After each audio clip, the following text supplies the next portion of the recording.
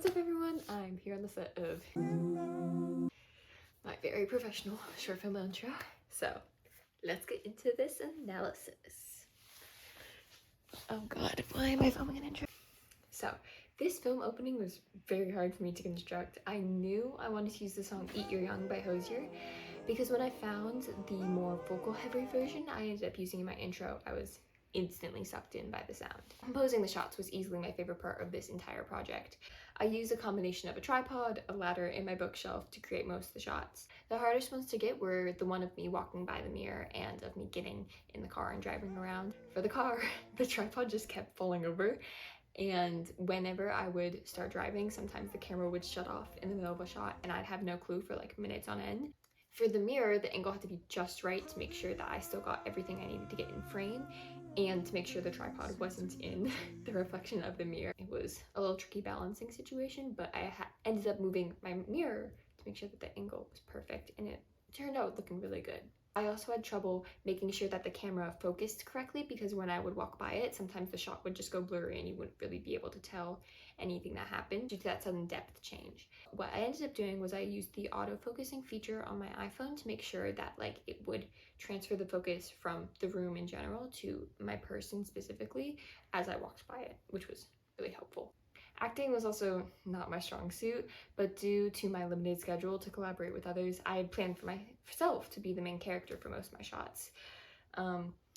This meant I had to do the serious shots that make up most of my intro myself, and getting in that headspace was really hard for me. There's a fly.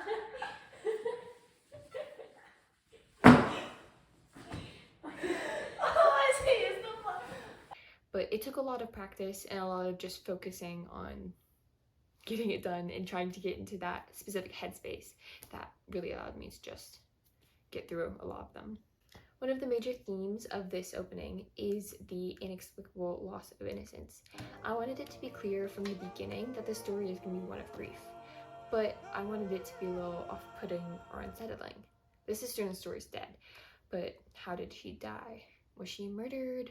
Did she die naturally? With this ambiguous question, I wanted it to be open to audience interpretation, allowing for the unknown to be more threatening than the explained. My main goal was to highlight the avoidance of the main character.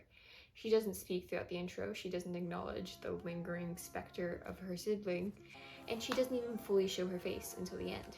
The main character is supposed to be a stand-in for society as a whole in this. The card in the beginning implies that she has grieved, but the audience sees no sign of it now.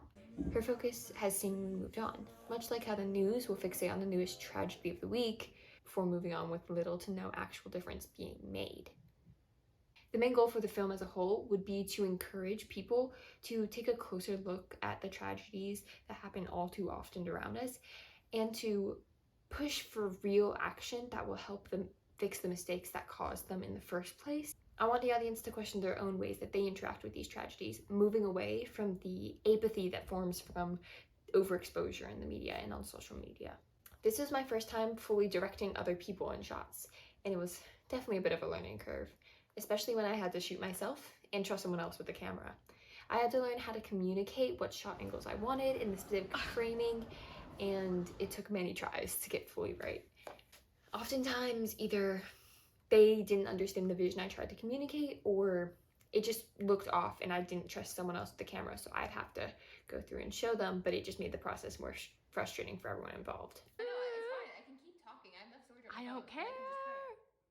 But eventually I managed to be able to trust that the people that were helping me out for this project were able to take the suggestions I was making and fully apply them in the way I wanted to. I ended up being very happy with the results that they got me.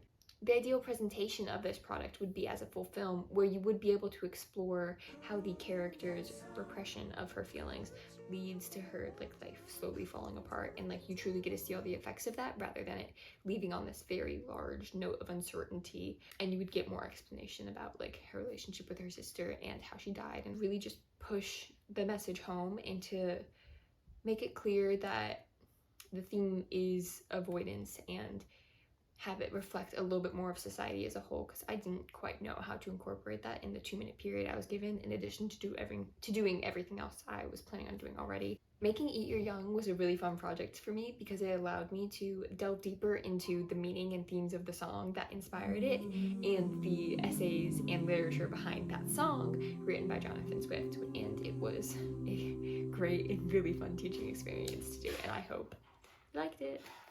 Bye!